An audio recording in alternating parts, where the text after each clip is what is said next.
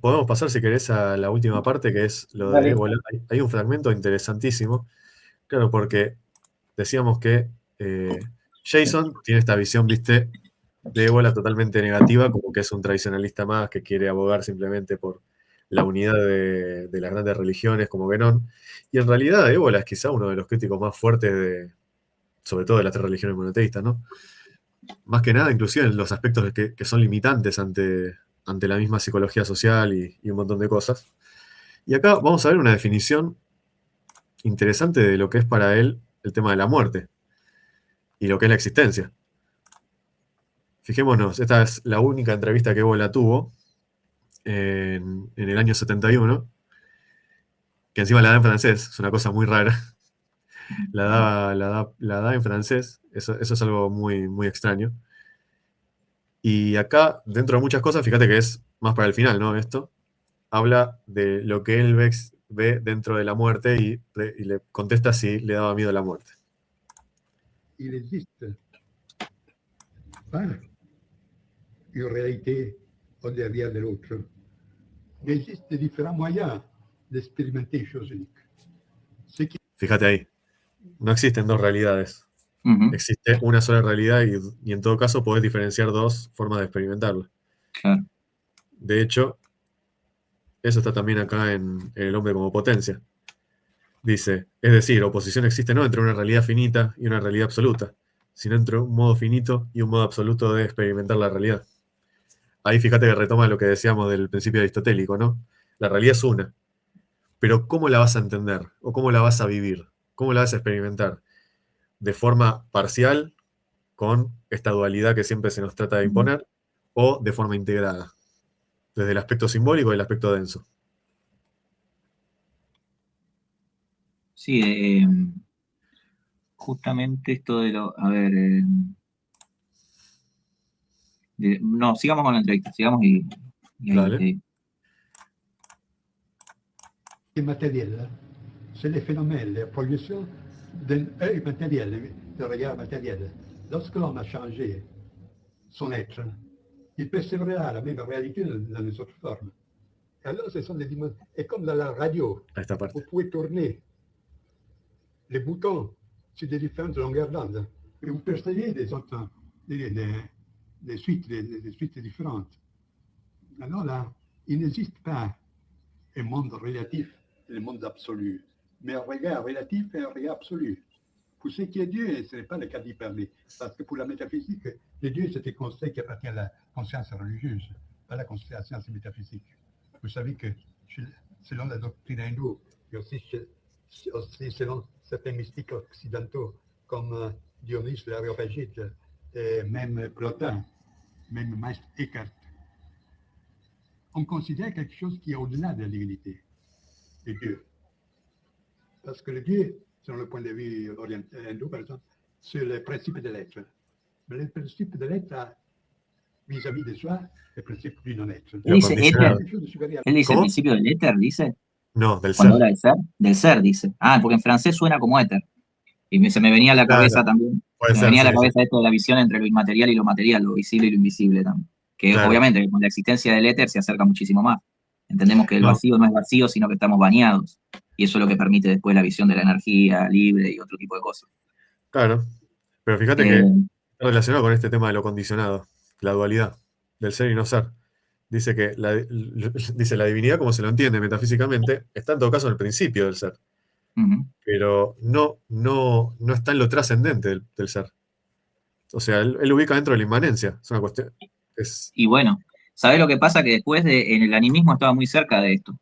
Pero después, después Dios se va desmaterializando. Fíjate que con los griegos el politeísmo de los dioses están detrás de fuerza de la naturaleza, o sea que son visibles todavía. Pero después se convierten en principios intelectuales. Y ahí ya son abstractos. Es la crítica, digamos, hacia el racionalismo. Ahí ya son lejanos.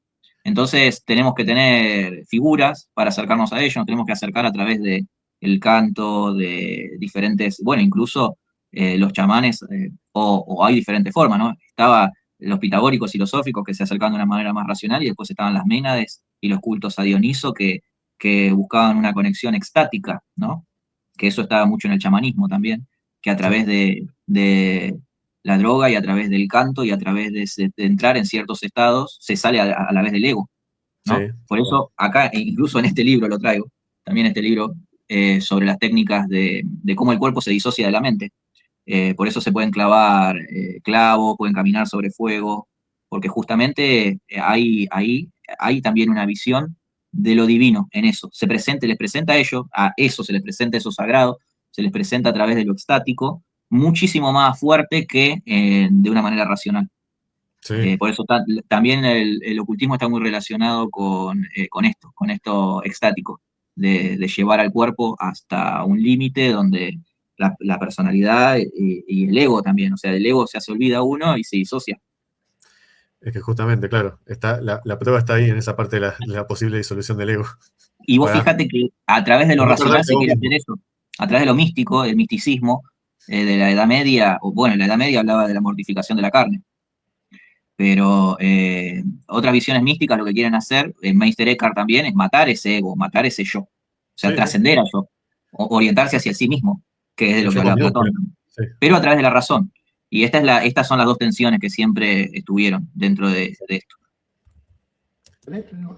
Si vous voulez reprendre, moi, vous nous disiez que vous disiez il y a l'être, vous savez qu'il y a l'être et il y a le non-être. Je disais que Dieu, c'est une catégorie qui appartient surtout au domaine religieux, et tel qu'on l'entend surtout en Occident.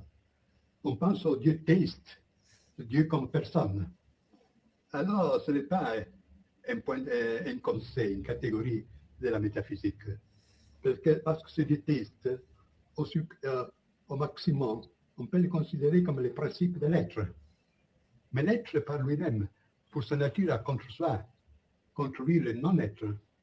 Et on peut concevoir quelque chose qui est au-delà de l'être et du non-être. Et c'est là la métaphysique. C'est l'affect métaphysique dans une conception traditionnelle du monde. Et c'est là, là dont parle Platon, c'est la Gottheit, c'est-à-dire le Dieu au neutrum, dont parle Meister Eckhart, et qui pense au-delà de Dieu. Et partout, et dans les expériences les plus profondes, même les mystiques qui côtoient les vérités de l'initiation, a été pressenti cette idée-là, qu'il y a un point de repère absolu qui dépasse qui est une sorte de sur-Dieu, quelque chose qui dépasse la conception de Dieu, surtout théiste chrétienne. Je voudrais ajouter, a propos de la main de la... Bueno, acá ya se mete con el tema de la mano izquierda y eso, pero es interesante porque acá se plantea un poco esta cuestión de ir más allá del dualismo, y estamos hablando de un personaje que ha entendido bastante bien cómo operan los servicios de inteligencia. De hecho, los libros son todas anticipaciones de los fenómenos que luego se veían plasmados en lo social. Es decir, imperialismo pagano era una advertencia para que Italia no firme el Tratado de Letrán con la Iglesia, para restaurar el Vaticano. ¿Cómo se llama? Cabalgar el tigre era una forma de advertir que se venía el hipismo, la sexualidad libre, el consumo de drogas. O sea, porque lo escribió antes de que surja el fenómeno. Y aparte que surgió, obviamente, totalmente orquestado, ingenierizado. Y de un día, digamos, de un día para el otro. Se tomó excusa la guerra de Vietnam también, la crisis de los misiles, cierto contexto político, y bueno, entraron con todo. Digamos, ahí es donde confluyeron todo esto que lo tenían muy bien preparado. Obviamente que es muy, muy conocido. Lo que me interesa de Ébola es la vía de la acción, cómo a través de, no de la contemplación. Porque en la contemplación, bueno, obviamente... Son polaridades del razonamiento. Digamos, la contemplación, la razón se vuelve una diosa en la modernidad, pero era el papel que tenía Dios en la antigüedad. Y esa razón es a la vez la que crea la moral, la que determina absolutamente todo, y era el mismo papel que tenía Dios. Entonces yo creo que no hay en sí hay una continuidad que nosotros podemos rastrear en la historia, a través de las nociones o cómo va evolucionando, digamos, esa noción de un sentido, pero lo que nosotros tenemos que entender o hacia donde tenemos que ir es dónde está ese sentido, dónde habita ese sentido y cómo se llega uno a encontrarlo, porque eso es lo que a uno, obviamente es un camino personal, de crecimiento personal, de conocimiento, y a la vez es un camino comunitario.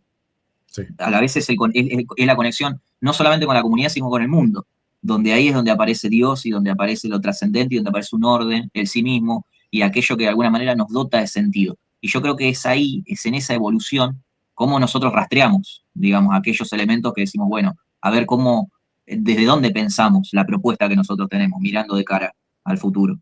Y esto es interesante, me gusta mucho el camino de la acción, del héroe, que rescata mucho Ébola, ¿no? Del guerrero, contra la casta sacerdotal, contra aquella que es puramente intelectual, como era la inteligencia, podría ser en otro momento. Pero también muy interesante esto de que hay que entender también el tema de lo sacrificial, que me parece que está inscrito muy, muy en lo profundo de las religiones, y por eso el poder religioso, el poder simbólico, es aquello que determina. Y también en relación con la violencia y el deseo, que yo creo que esos son lugares que todavía hay que seguir ahí ahondando en eso. Vos fíjate que ahora estoy empezando a leer a raíz de un autor que conocí hace poco, que es Pedro Bustamante, y él hace como una síntesis de muchos autores posmodernos, Foucault, Deleuze, pero de una manera crítica también, pero sí me hizo, porque yo vengo de una mirada mucho más clásica, más tradicionalista incluso, pero siempre los vi con reojo, de reojo a ellos. Pero ahora estoy leyendo el Antiedipo de Deleuze y él habla muy bien de cómo el deseo es producción de deseo, no es una carencia, como dice la psicología. Exacto. Es producción de deseo y entiende lo económico desde lo energético y desde lo deseoso también. Entonces ahí hay visiones que me parece que nosotros tenemos que empezar a sintetizar. Y a través de la acción es la mejor manera, porque en la acción conocemos algo nuevo. Nos da un conocimiento que no es simplemente sintetizar lo anterior, sino de que aparece algo nuevo. Y eso nuevo es lo que hace que podamos realmente procesar todo, digamos, y es parte del razonamiento, digamos, es lo analítico, pero es lo sintético también, y lo sintético como el gesto aquello que hacemos. Es en el hacer, la verdad es el hacer, decía Vico, ¿no? Es en el hacer que se conoce, no en el pensar. El pensar, ¿viste? Por eso esto lo sabían también todos los místicos, digamos, en todo lo que sería, aparece en las religiones. El Bhagavad Gita, aparece incluso en muchísimos, nosotros buscamos en los evangelios, ¿no? El Mahabharata. El Mahabharata, el budismo zen, en fragmentos del evangelio, o sea, pero también aparece en lo esotérico, ¿no? En aquellas escuelas gnósticas, hermetismo, bueno, ni hablar de templarios, rosacruces y todo lo que viene después. Masonería, Cátaros, albigenses. Cátaros, albigenses, totalmente.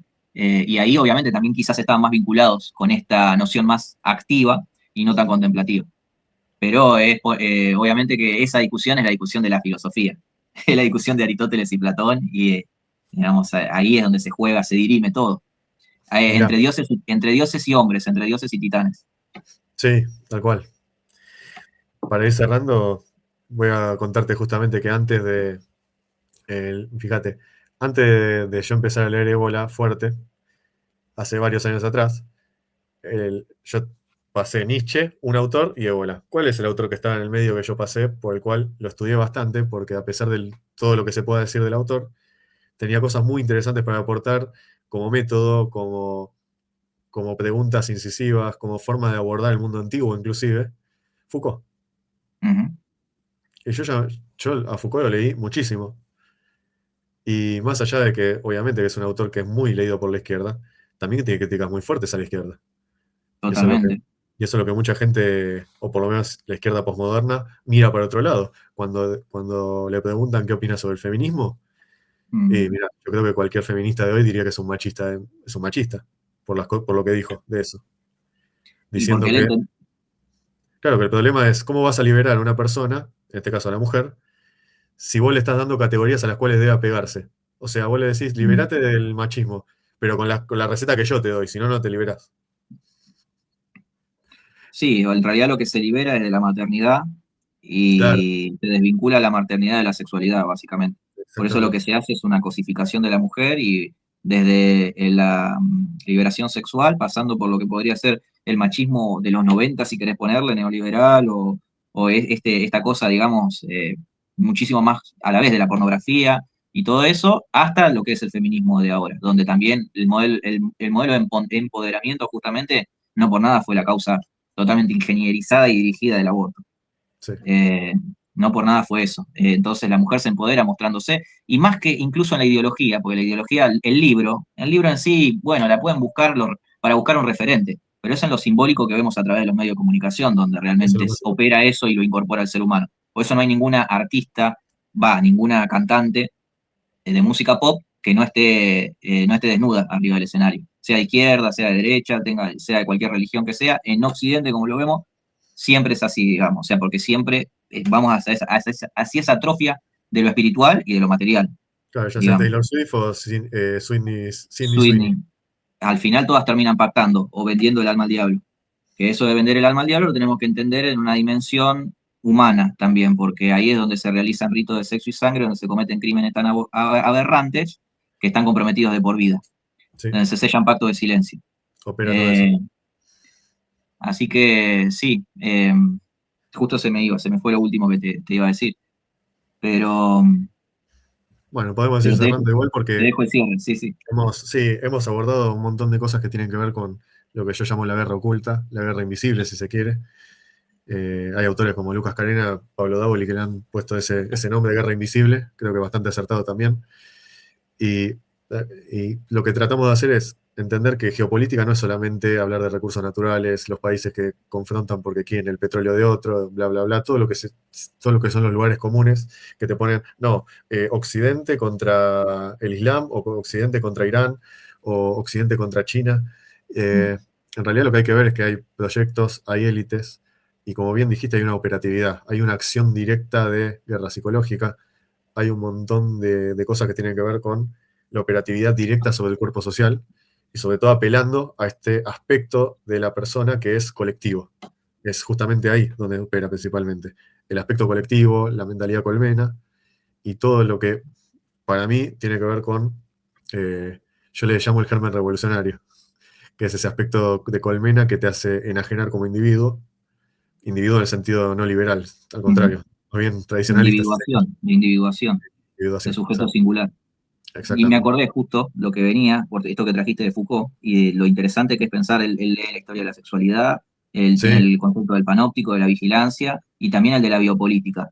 biopolítica. Y yo creo que estas lecturas que estamos haciendo también ayudan a leer el pasado, porque en realidad la política siempre es bio y psicopolítica, y eso es lo que tenemos que entender. No es que las agendas empezaron ahora, las agendas estuvieron siempre.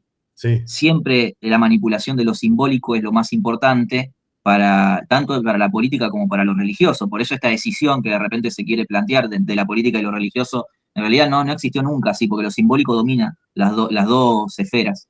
Entonces, ¿cuál fue para el ser humano, de dónde está la creación simbólica más importante? En el sacrificio, porque ahí es donde se transfieren y se canalizan energías sociales, individuales, donde se manifiestan cosas, donde se produce la transgresión y la prohibición, y eso es lo que realmente, en el sacrificio, le da un salto también a que el hombre se empiece a organizar socialmente, comunitariamente, y también al poder.